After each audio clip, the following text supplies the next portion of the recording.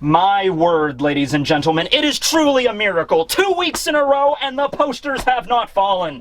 You know, it's almost like one would be remiss to say that I just figured out you can take little pieces of rubber and then wedge them behind the back of the thumbtack so it doesn't fall off the sheet back here. But, you know, I've literally only been doing this for like 10 years. Actually, like almost literally 10 years. I started reviewing Bleach. Chapter 452 of Bleach was June 15th, 2011. So, yeah, it's like I've been doing this for 10 years and I just figured this out last week. That's ridiculous, right? There's no way that would have happened. Okay, so One Piece Chapter 1015 review titled Chains. Ooh, that's a cool title. So you got the Chains of Fate. Will they be able to change the chains of fate that bind them? I guess we'll have to wait to see. I have to talk about the cover page, though, because it is absolutely hilarious this week. It's not the start of a new cover series, but it could have been, and it should have been, alright? It is Senor Pink in his baby outfit, you know, with a big thing of, like, alcohol, like vodka or gin or something, and a stork is carrying him off to a new home. Do not tell me that could not have been a cover series, you know? Senor Pink's Grand Adventure, Chapter 1, accidentally picked up by a stork, you know? So I'm just so curious that, like, okay, where's this going to go? I know it's just a cover page, you know, little fan art thing that Oda's doing, but, like, I want to see where this goes. I want to see the family that, like, ordered a baby, because that's how storks work, of course, and so it's like, okay, here comes the stork, our new bundle of joy, and then Senor Pink just poof, lands on the ground, and he's just like, hey, listen, guys, okay, this was the last thing I thought was going to happen today, and I'm sure it's also the last thing you thought was going to happen today, but I was napping behind a tree, this bird picked me up, I just kind of rolled with it, here I am, Gaga Goo Goo, I guess, you know, do you have any booze? I kind of drank all of it while I was en route, you know, maybe we could give this a shot. And the new family is like, okay, you know what, let's see where this goes. Come on inside, we got a full stocked bar in here. Senor Pink's like, alright, cool, I'll tell you about my tragic backstory. It actually circles back to why I'm dressed like this. And he's like, alright, cool, like to hear it. So, that's a pretty funny one. Alright, so we continue where we left off last time with Luffy sinking beneath the murky waves. He's still very unconscious, although you still see the bubbles coming out of his mouth, so he's not quite out of air yet, but yeah, he keeps falling down into the water, so I hope something happens in this chapter to save him. We pick up on the live stage where Choppermon is fighting against Queen, and it's not doing too well here. Chopper seems to be one of the Straw Hats that took the news of Luffy losing the worst, because he's actually kind of believing it. He was just like, Luffy, if you lost, what are we supposed to do now? You know, and so he's crying, and Queen is biting into him. Queen has kind of had enough, and he just started, you know, extending his brachio cyborg neck. You know, he was like knocked upside down with his face like this, and he's just like, and he's like grabbing onto Chopper and biting into him. And he basically says, you know, I was playing with you the entire time. I really could have finished you off whenever, but you seemed like you were ready for a good brawl, like you wanted to wrestle. And Queen is always up for a wrestling match. But now, Chopper, even still in his monster point, he's bawling his eyes out, he's crying. Not from the pain that Queen is causing him, like biting into him, more from the fact that he thinks Luffy is dead now, okay? Now, there's a running theme throughout this chapter where the morale of everybody, all the samurai, all the members of the rebellion, is waning because of the news that Luffy has been defeated. And then there's something else in this chapter that kind of sways them back. So you might be questioning why the Straw Hats, why Chopper in particular is buying this. You know, this is the enemy, they're in enemy territory, and the enemy is coming on the loudspeaker and saying, yeah, Luffy's dead, sucks to be you guys. It's like, why would you believe that? He's like, well, you have to understand, it's one thing to like read these chapters from like a distant perspective, and it's another thing to like imagine yourself in that situation. You're in the middle of a war,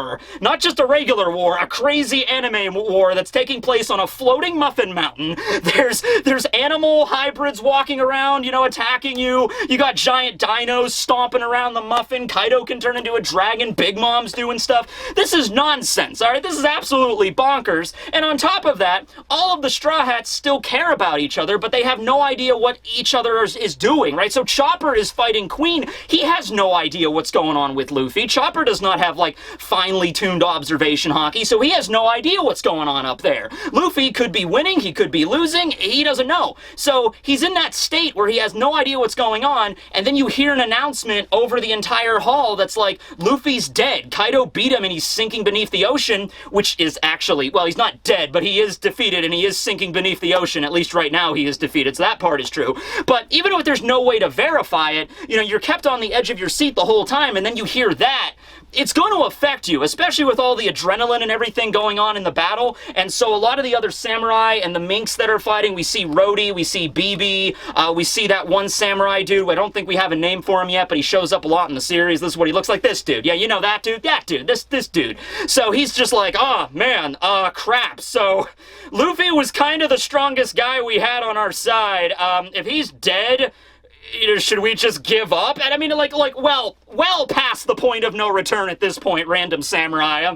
I'm telling you what, like, if I was in this situation and, let's say it's true. Let's say everything they said was 100% true, Luffy is dead and he's not coming back. I would be like, well, I guess we're in this to the end. I mean, what else are you gonna do? I mean, yeah, Kaido did give that statement, like, if you put down your weapons now, you can join me. But you have no idea if that's true or not. And even if it was true, you'd just be basically enslaved by Kaido for the rest of your life, right? So, I mean, I guess it really comes down to that. I mean, but I feel like a lot of the samurai of Wano, with their honor and everything, they'd be like, we're already, you know, like, we've been under the oppressive rule of Kaido and Orochi for 20 years now, over 20 years.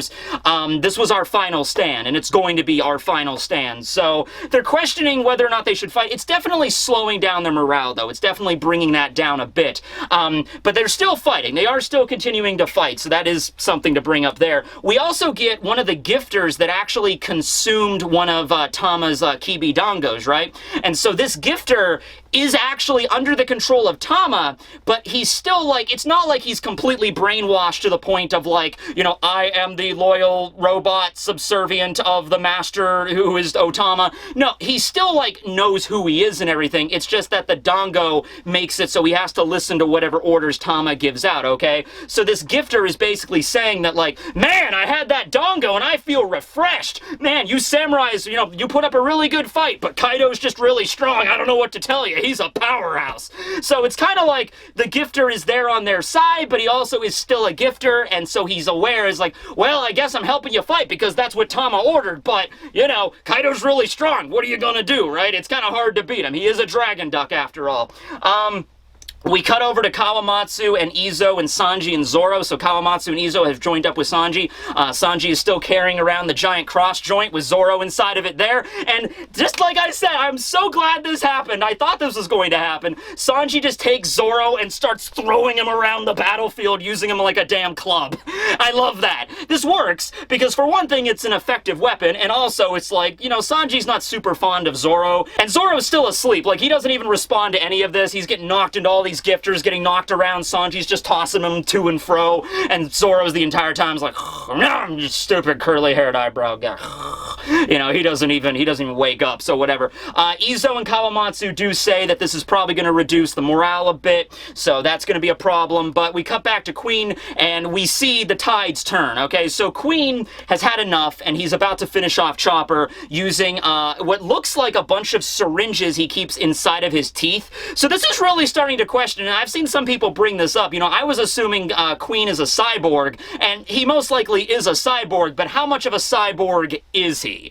Is he like 50% human, 50% cyborg? Is he 20% human, 80% cyborg? Like, how much is this? Because it seems like he's got his neck, he's got his arm, he's got the teeth that have, like, serrated, like, not serrated, but syringes inside of them and all that. So, like, a lot of it, he could fire laser beams out of his mouth. It seems like a lot of his stuff is modified, so I'm curious. Is it like a situation where his whole body is a robot and he's just got, like, his human brain and that was it? Because Queen, the way he acts, it's so erratic. I don't think he could be 100% a robot.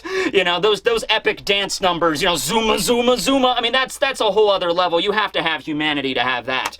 But I think a good chunk of his body might be mechanical now that I'm seeing this. At the same time, he opens up his mouth and all the syringes come out. God knows what's inside of those things. Probably like every every virus, every sort of thing that he made, like acid, I don't know. But he's about to inject it right into Chopper. At the same time that's going down, Sparrow is launching an even greater candy arrow volley with his candy Yumi, his candy bow. So he raises it up, he's like, apocalyptic candy shower, and he fires off like a crap ton, like Uryu Ishida, like Leak to Reagan! He fires a bunch of freaking arrows into the air to fall down, and this looks like it. It looks like Chopper's gonna get injected with what God knows what's in that, like acid, get melted. At the same time, all these arrows, they're not gonna be able to block them all, they're just gonna get riddled through of arrows, and that's all gonna go down. But the tide changes when, boom, the surprise guest shows up and attacks Queen. That's right. You all know who it is. I don't even need to say it, but I will anyway. Trevor Belmont from Netflix's Castlevania series, Season 4 out now, shows up with his mighty whip, the Morning Star, and BAM! And you know what? Little bit of an interesting spin you're going with there, Oda, but I'm for it 100%. Okay. So just to bring you all up to speed where we're at right now, we have Jinbei fighting against Who's Who, we have Frankie fighting against Sasaki, we got Robin and Brooke fighting against Black Maria, and we also have Trevor Belmont fighting against Queen. We're all on the same page here? Okay, cool.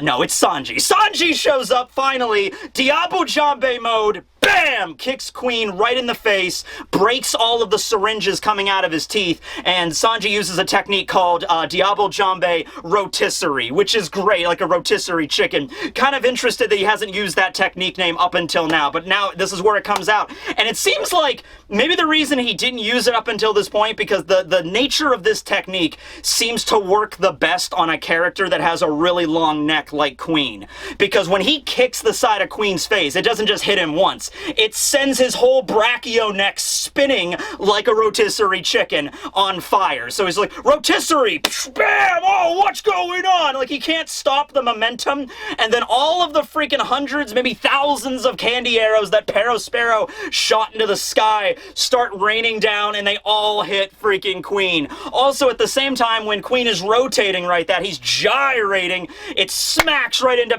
Sparrow, sending him flying. Like, wait, no, Pero in, bam! And he just gets sent flying in the opposite direction.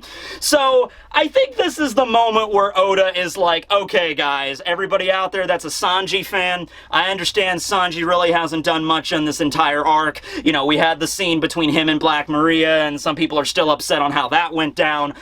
So it's like, okay, I don't know if it'll make up for everything, but I will give you a damn cool Sanji moment in this chapter. And that's what we get. Sanji showing up at the last minute, holding a freaking, cross-joint Zoro, BAM! Flaming, kicking Brachiosaur Queen right in the face, and spinning him around the entire battlefield on fire. That is something. That is something. So, he kind of lights up a cigarette, and he's like, thanks, Chopper, you held out, you're pretty strong. And then Chopper's like, but Sanji, what about Luffy? Is he okay? And Sanji doesn't know any more than Chopper does or anything, but Sanji's just like, hey, Chopper, knock that off. You know Luffy, alright? How many times have we fought against crazy powerful opponents? Chopper, we literally saw Luffy punch out God once, okay? He got into a bare-knuckle boxing match with a god, and he won. He got into a bare-knuckle boxing match with a leopard human, and he won. He made it through the War of the Best. He punched Caesar in the face. He took out a giant flamingo. There's nothing this guy can't do.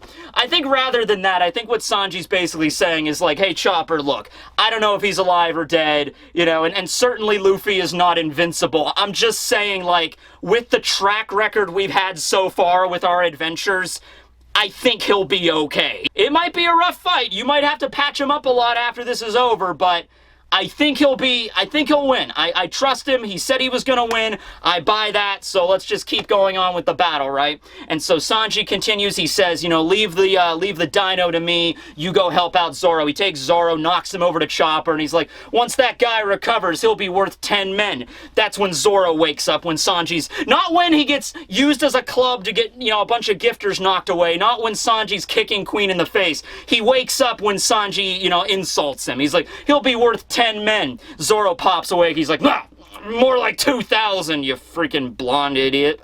Goes back to sleep. All right, so he kicks him over to Chopper. And Chopper's like, oh, is this Zoro? Like, what? I don't... okay. And so, right as Sanji's about to face off against Queen, that's when Queen looks at him and just like, oh, I know you. You're Judge's kid. You know, because earlier he was looking at Sanji's wanted poster. He saw the Vin smoke on there. So he's like, So I already did a few videos about this, the connection between Queen and Judge and probably Vegapunk. They were probably all scientists working together at one point, and then the world government busted up the operation. Queen went his own separate way to go join Kaido and work on the lineage factor into viruses. Judge went and started the Germa Kingdom up again and used his lineage factor knowledge to create the clones and the genetically modified kids, and then Vegapunk continued to work for the government, okay? It might have even been a situation where maybe one of the reasons that Vegapunk works for the government is maybe they let Judge and Queen go if they were all working together at that point. Caesar was probably involved after Vegapunk joined the world government. Like, maybe Caesar was the top world government scientist before Vegapunk came along, and that might also explain why Vegapunk, you know, hates him so much. I mean, why Caesar hates Vegapunk so much.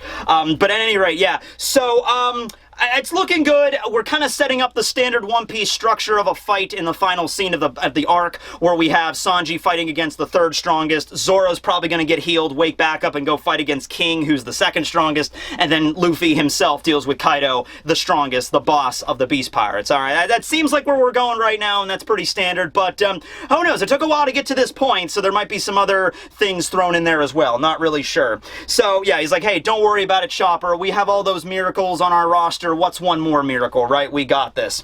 Marco's off to the side, and he's like, you know, that's why I like you guys, because you guys just never give up. You got that can-do kind of attitude. Because the other members of the samurai are like, Sanji, how could you possibly still fight once you know your captain's defeated? And it's, of course, Sanji doesn't believe it, but it's also like, you know, guys, even if he was defeated, you know, we still have to fight. We still have to win this as best as we can. I mean, we might not, but we have to do something, right?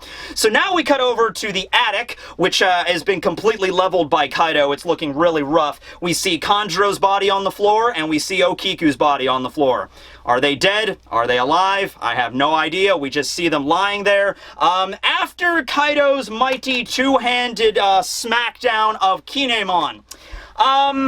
Well, Kaido's doing just peachy. Kaido is doing just fine. You know, I was maybe hoping a little bit on, like, you know, Kinemon has some kind of, like, full counter ability. Like, you know, like, Meliodas from, you know, Nanatsu no Taizai. And maybe, who knows? He's like, he awakens the full counter at the last moment. I also wanted to bring up that, at the end of the last chapter, it looked like Kaido's Kanabo was cracked at the top of it when it was, you know, when he was bringing it down to hit Kinemon. So you don't get to see it from the same angle, so it's not, you can't be sure, but it's also possible that what looked like the crack could have also been the Conqueror's Hockey, like the electricity we see coming off of it, like the contrasting colors. It could have been that too. Either way, and I'm not sure. Like, I could see Luffy launching some kind of attack and cracking Kaido's Kanabo, and Oda just chooses not to address it until later, but it is there. We only see the Kanabo from a few different angles. We don't see it from quite the same angle, so it's not really sure if it is cracked or not, but it could go either way in that case. All right. So, Shinobu and Momo have evaded the destruction, because when Kaido brought that Kanabo down, it did pretty much level the entire room. Kinemon is on the ground. He is twitching. He's still alive. Kaido kind of looks up and sees Shinobu and Momo hauling it out of the room, and so he's about to go after them, when all of a sudden Kinemon grabs onto his ankle. And, you know, Kinemon, okay, so basically what happened is he got hit really hard and a lot of blood is gushing out of his head. I don't know, man. Like, I feel like an attack like that, Kaido, two-handed Kanabo, full power with Conqueror's Hockey, which is what it seemed like he used, I really don't think Kinemon should have a head right now. He might not even have, like, the upper half of his body. Somebody joked that he's gonna go back to being just a pair of legs like we first was introduced to him at Punk Hazard. That's funny, but no. It looks like, I mean, yeah, Kinemon's got hockey too. It's not like he was completely defenseless. He has his own conquerors, and he did have his swords, and I think both swords broke in the process. Block part of the attack, and then it did hit him, though. I feel like he certainly should not be conscious. I mean, I really feel like he should be dead, but that's not what we're doing, so alright. He's barely still conscious. He's holding on to Kaido, probably trying to, like, buy him as much time as he can, even if it's only a few extra seconds. He flashes back to the time right after they escaped Wano. So they arrived from the future, and they left Okiku on the island so she could gather information on what's changed in the last 20 years. And then Kinemon, Momo, Raizo, and Kanjuro all left Wano to gather allies. They were heading to Zou.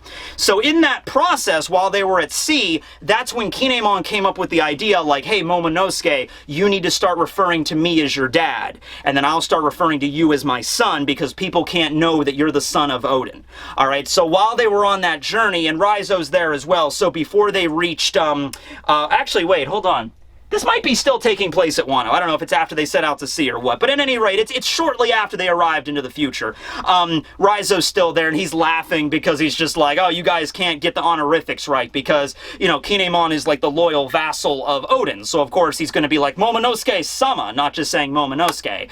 And so, you know, Momo's having some trouble calling Kinemon his father as well, but eventually they work on it together. So it's just a few panels, but it's actually really interesting because it shows that, like, you know, they had a dynamic, and, you know, Momo entrusted in Kinemon and everything, and after this horrible disaster after Odin died, Kinemon and Raizo, they helped cheer Momo up a little bit. And so maybe for a little bit there, Kinemon kind of viewed like, alright, I know Momo is not really my son, but for the last few months, you know, we've been playing that role where he is my son, and I am supposed, and Odin is dead, so I'm kind of like his godfather, maybe a sort of thing, like I have to protect him at all costs. So he's remembering that at the last minute here. Kaido picks up a sword. I'm not sure if it's Kiku's sword or the sword Kanjuro used to stab Kiku, because Kiku's sword also has like the circular guard, and this one has it too, the same thing with the sword Kanjuro used when he was mimicking Odin, so it could have been whatever, just some sword lying around on the battlefield. He picks up the katana, and he's just like, what are you doing here, you idiot? And Kinemon's like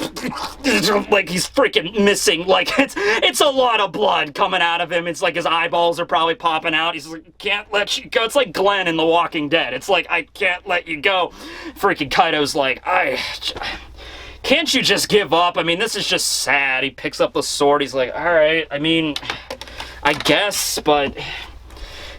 You know, the problem with you guys is you just don't know when to quit. Like, the game was over when I hit you in the head full force with the Kanabo, but alright. And just stabs Kinemon right through the chest. And so Kinemon's already on the ground, barely able to even... He can't even stand, so he's just crawling, holding onto him. And then the blade goes right here, like right through his back, out the front. And we only see it in silhouette. And so blood spurts, and then he just, like, leaves as he says that line, you know, like, you guys should just give up when you know it's over, okay?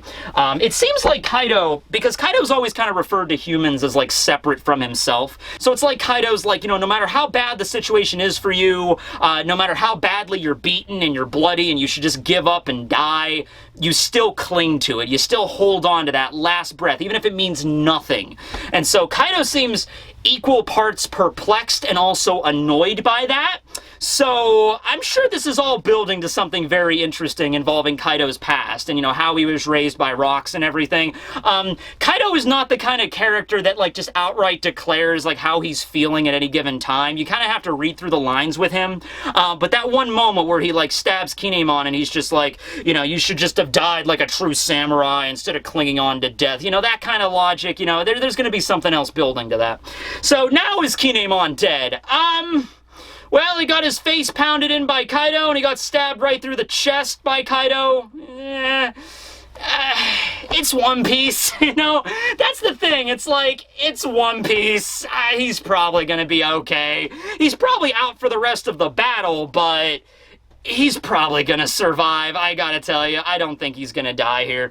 So now we cut over to Momo and Shinobu. Now, Momo, before they left, scooped up that frog Mary that had the tag over its face that was like the thing that saw them last chapter. I guess it's kind of a good thing Shinobu didn't just step on it, okay? So Momo has it, and he's like, wait a second. They use these things to communicate with the entire hall, like an intercom system, even though Momo probably has no idea what an intercom system is. He understands the basic concept. You know, you speak into this, everybody hears you.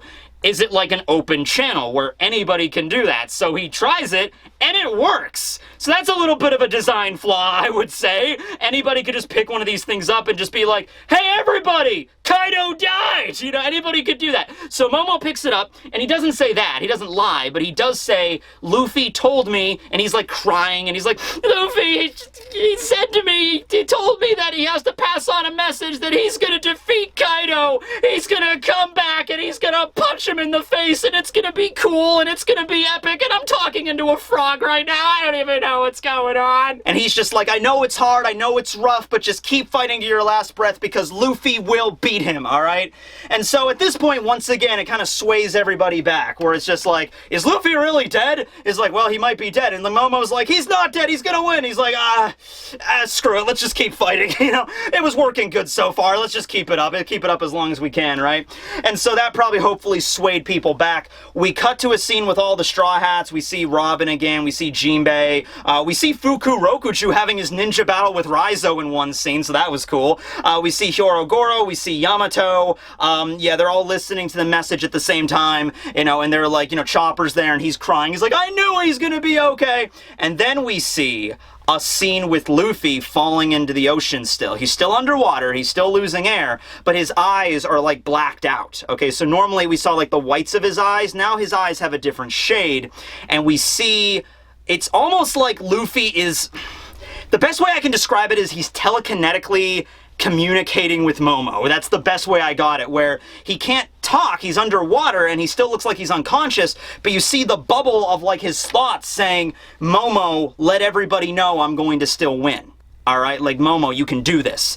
And so, that's what Momo does. And so, this whole idea is like, Luffy is, of course, utilizing the voice of all things, or something else going on. It might be related to the idea that after he got knocked out, he was still able to use Conqueror's Hockey against Kaido. Probably something similar to that, where even when he's knocked out, he can still communicate with his spirit, via his Hockey, his willpower, his ambition. And given the fact Luffy has such a strong, you know, propensity for Hockey, you know, he might be able to relay this message over a vast distance. So even when he's literally, like Onigashima's still floating, he's underwater way down, like several thousand feet probably at this point below Onigashima, but he's still able to communicate with everybody. That just speaks volumes of Luffy's Hockey, I would guess, right? And so, yeah, we get this awesome double-page spread where all of the Beast Pirates are like, ugh, like we see who's who there. Who do we see? Who's who? That's right. And he's like, ugh, how dare he? And then we see, you know, Kid and Chopper and Frankie and some of the Beast Pirates that are working on the side of Chopper, and he's like, yeah, Kaido, you're going down, you know? So this is gonna be really cool.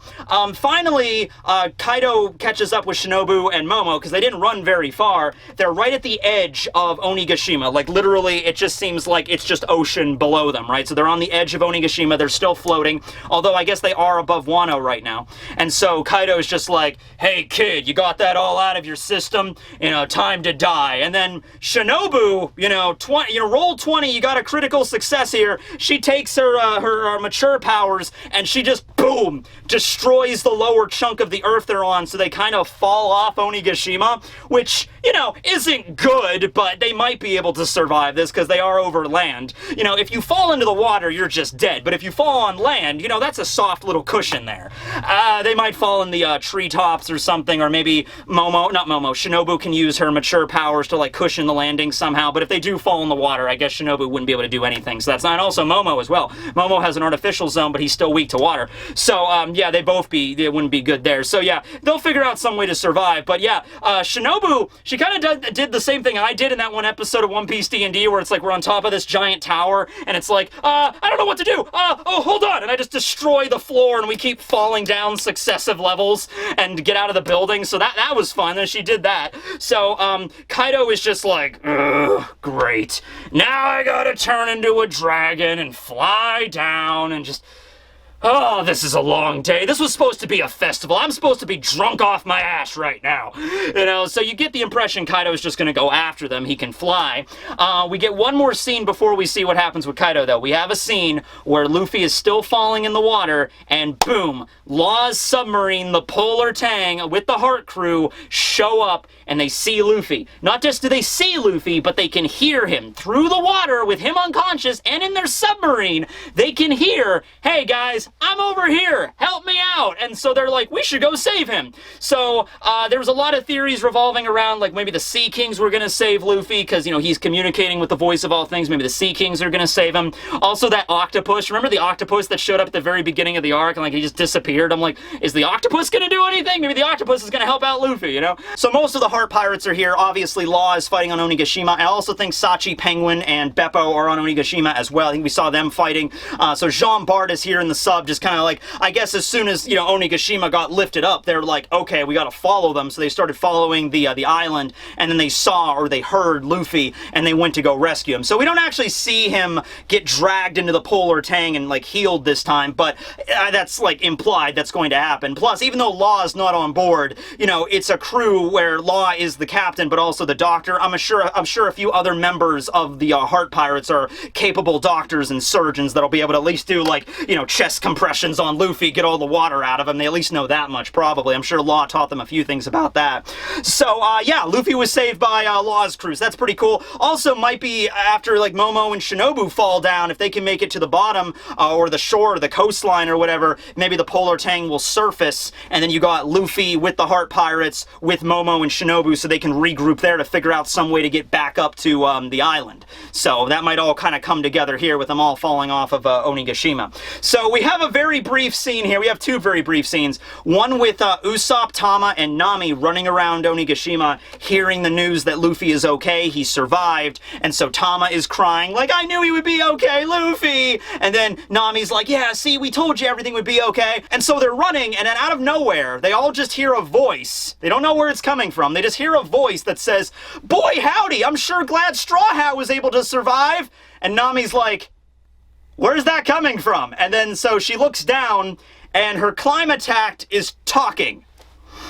Not Zeus in the Climatact that came out as like a cloud or whatever. Nami's Climatact literally has a face, like right in the center of it, that is Zeus's face that's just like, hey, hi everybody. I'm Climatact Zeus! How you doing? I turned myself into a Climatact, Morty. I turned myself into a Climatact. It's pretty cool, right? I'm Climatact Rick! So, yeah, alright, okay, so Zeus coming in contact with Nami's Climatact maybe transferred some of his soul power into it, so Nami's Climatact is now a homie? But it's a homie that maybe Nami can control? I have no idea what's going on with this shit, to be honest with you. It's just, I'm just saying it's gonna, the one thing that can be certain is, it's going to get awkward considering Nami keeps her Climatact in between her boobs. This is going to get awkward from here on out, right? It's like, hey Nami, how you can't breathe? I'm sorry. That'd just be weird, okay? So, yeah, I'm assuming Zeus's time in the Climatact changed it into a homie. It just took a while to take effect. And the spirit of Zeus lives on! So that's cool, I guess. Her Climatact now speaks. Is this going to be a thing for the rest of the story? Because I could see some comedy elements with this. I could see this arising in a few different situations. Alright. Then we get a scene with Big Mom facing off against Eustace Kid, and, you know, Big Mom is like, mama, it doesn't matter what they said. It was just a lie. If Luffy fell in the ocean, he's dead. And then you have a scene with Law getting there, and he's just like, you know what? Normally I would agree with you, Big Mom, but you know, it's weird. It's like you're around Luffy long enough, you just start understanding that logic does not apply to him and that everything's just gonna be okay. You know, I really love it because it's basically like Law is just saying, you know what's funny? You spend enough time around Luffy, you start to realize he's the main character of this story or something. Weird. Anyway, and so Kid's there, and Kid, of course, is like, hey, Trafalgar, I don't want you here, you know, we're not gonna fight together. And Law is like, Kid, can we just put aside our differences for a little while? Like, I don't like you either, but I think it's time to play nice and for us to form an alliance. And that's all Law says, and that's the end of the scene. So I'm assuming, yeah, Law and Kid are gonna work together, two of the strongest members of the worst generation to fight against Big Mom. I'd say that's pretty fair. Okay, so we'll see where this goes, but I'm pretty sure they are gonna work together. And I think Kid and Law, they could pull off some crazy powerful combo attacks, and I wanna see that, alright? So now, we cut to the final scene of the chapter where we got Kaido there, still outside. dad kind of looking down over the edge of Onigashima, you know, probably right about to turn into a dragon to chase after Shinobu and Momo. And then we have Yamato arriving, shouting from the giant hole that Big Mom made, like, Kaido! And then so Kaido turns around like, ugh, Yamato, don't you mean to call me by father? And Yamato's like, no, Kaido, I am here to toss off the chains you bind me by. And then that's the end of the chapter, okay? So I will free myself from your grip. And then end of chapter. No break next week. Okay, cool. We're on a roll, everybody. We're on a roll. Let's keep it up. Okay, yeah. So, oh man, we got a lot of fight set. This was a fight setup chapter. This really was. This was like later stage fight setup where we have like initial fight setup and then we have later like how the final battles might actually go. Like Sasaki's still gonna fight against Frankie. Jinbei's still gonna have Who's Who. Like that's gonna be the entire like main fight they're going to have. But like, you know, Nami and Usopp were fighting against Page 1 and Ulti. Well, they're both knocked unconscious right now. By the way, it was stated during that scene with the climb attack, Nami and Usopp and Tama are heading... Okay, those were the swords. Those were the swords that had nothing to do with the poster. My next step is figuring out some way to keep a bunch of katanas from falling down.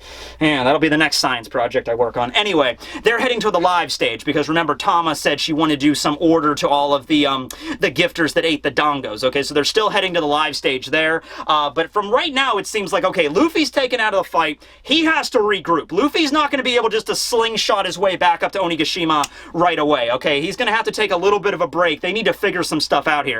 So if I was going to liken it to anything, it's kind of like after the first fight with Crocodile at Alabasta. Luffy didn't just get right back up and fight against Crocodile. You know, he was kind of dead in the desert for a little while, and then Pell saved him, and then he learned about the weakness that Crocodile had to water, and then he came back a few hours later and tried again, or like the next day and tried again. So it's not going to be quite that long here, but it's going to be a situation where Luffy's going to have to be resuscitated by the Heart Pirates, and then they might dock at Wano, because they're trying to follow Onigashima. They might not be able to follow it because it's over the mainland of Wano now.